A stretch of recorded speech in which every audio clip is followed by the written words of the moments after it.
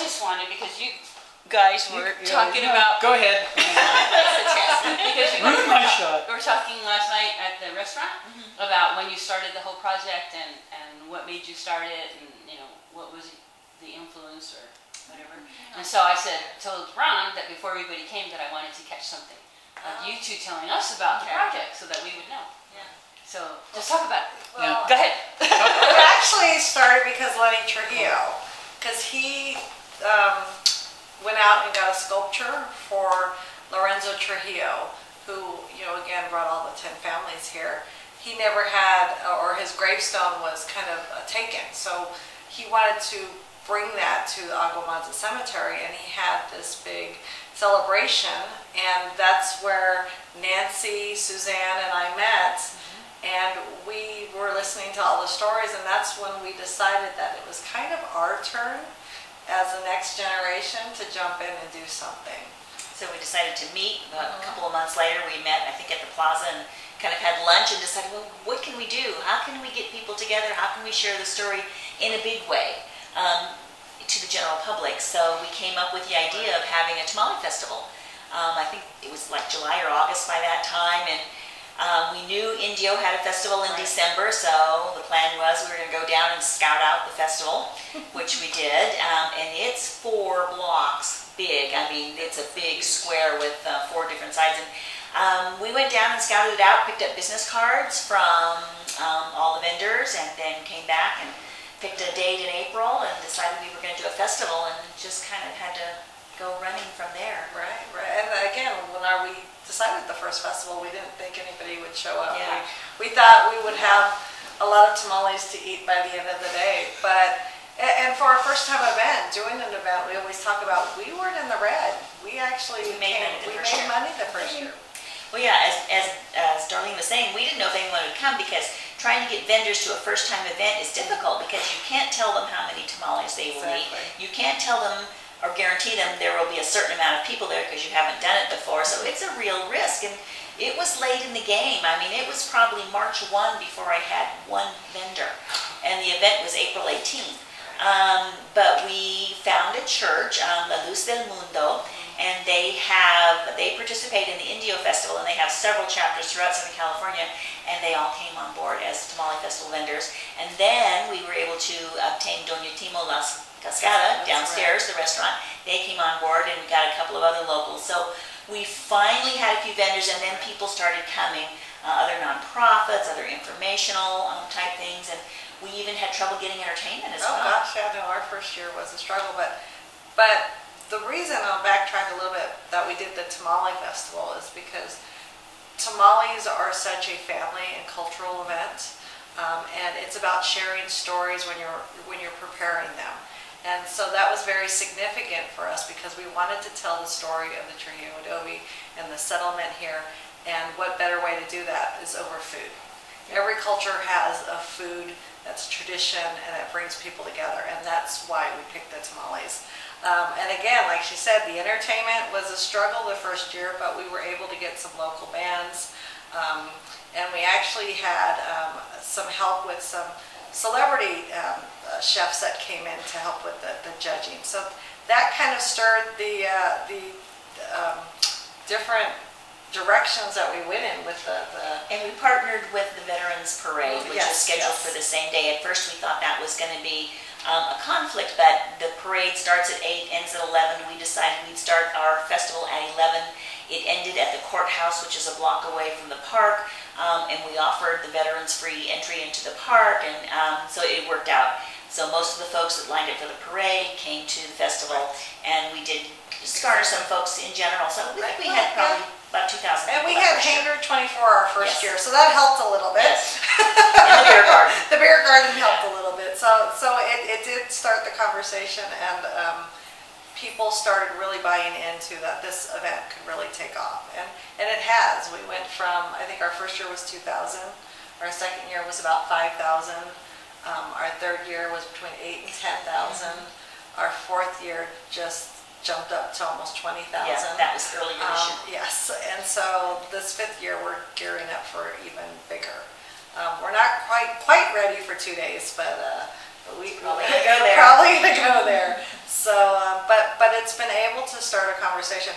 One of the things that I love when we met is we all had something different to offer.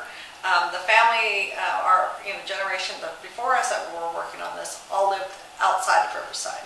So they didn't understand the politics, they didn't understand the community leaders that had to be brought on board, or the educational component. And we kind of all fit that mold. Nancy had worked at the Greater Riverside Chamber, so she had community contact. I had worked for electeds and mayors, so now I had the community contact, not as much as she does, but I also understood the legislative process and what needed to be done and who we needed to talk to.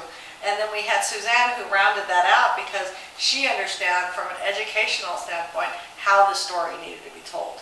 So we kind of made a really great team in the beginning. And Three pieces of a puzzle that yes, fit nicely yes. together. So I think that's why when we started this, again, we thought 20 years down the line, we'll probably get some traction by then and we'll be able to get funding. And fast forward to almost not even 5 years, and we're past our 20-year goal already. Yeah. So that's pretty impressive. It is. It's exciting times to see. And as I said, we just met with Congressman Takano this morning. We've met with many other local electeds and regional, and we'll be going to the Congressional Hispanic Caucus Initiative Conference in Washington, D.C. next week, and we hope to make more contacts, because the more you tell the story, the more traction it gains. And it's always amazing to see how people are like, oh, I didn't know that. Meeting with Congressman Takano this morning, not really aware of that portion of history. And not to say anything against him personally, but it's not taught in the schools. So how is one supposed to know? So we're taking it upon ourselves to let people know and to share that story. And we've begun at the preschool level by doing a coloring book for preschool, and we'll be doing a coloring book sharing the history for elementary levels, and doing some other things with the middle schoolers and high schoolers. So it's the way to get the word out. Yeah, definitely. We definitely want to make sure the community engages with this project. The City of Riverside is doing their Northside Specific Plan, which we feel is not only it's an opportunity for the Spanish town to become a reality, but also to get the community to decide what their neighborhood looks like. This is an area that doesn't have a grocery store, doesn't have just the bank, just the regular that you need for a neighborhood to have a core neighborhood. And so we're really excited that we're able to not only tell the history, but also bring people on the ride with us. Yeah, that's important. It's exciting, and we found so much support in the neighborhood, because oftentimes you go into a neighborhood with a project and they're like, oh, wait a minute, what kind of credentials do you have? What kind of background? Who are you? And who are you? Well, but they all knew about the Adobe, those who had been in the neighborhood for a long time, and they were really welcoming and supportive, and still are, about what we see as our vision in combining with their vision for a new neighborhood. So I think it's, like I said, it's kind of serendipitous. Everything is falling together a little too quickly sometimes, but falling together nicely. Sleepless nights here and there. Yeah, to see our goal. So we just march onward. That's what we do. What are you looking forward to accomplishing this year? Oh my Lord. Well, we want to upgrade our California historical status from the bottom rung, which is Site of Historical Significance, to landmark. That way we'll not only be a City of Riverside landmark, a county landmark, we will be a state landmark. And likely concurrently at the same time apply for national historic status. So the Adobe will have those credentials, because with the pending projects possibly coming from National Park Service and Bureau of Land Management, we want to have those ducks in a row, so to speak, so that we can say, they're thinking it's a site of high potential. Right. So if they go and see that, oh, it's already a city landmark, a county landmark, and a state landmark, there is definitely some traction there. So that will help us along the way. Right. The Old Spanish Trail chapter here in Riverside and San Bernardino, I think, is an important key piece to getting the word out for people getting excited about the history. So that's a really important step that we want to take this year as well. And basically, we just left a couple of electeds, John Tavoloni, the supervisor here, and we talked about putting a committee, Riverside County, San Bernardino County, and I think that would be a very good first step if we can get that before the end of the year. That as well, and we're also starting a new event, Las Posadas. So we'll be doing that in conjunction with Festival of Lights, which is a tremendous community and regional activity here in the downtown area. So tentatively scheduled for Wednesday, December 21st, we'll have a Las Posadas event on the mall between 9th Street and University Avenue. But again, another attempt at sharing the culture that existed during the early times here, before Riverside was Riverside and before California was California. So bringing that culture back and celebrating it and sharing it with everyone. So it's not just ours, it's everybody's. And we've always been welcoming in that respect. We've never been bitter or upset about the things that have happened. Yeah, we just want to share the story. We just want people to know this is how it was.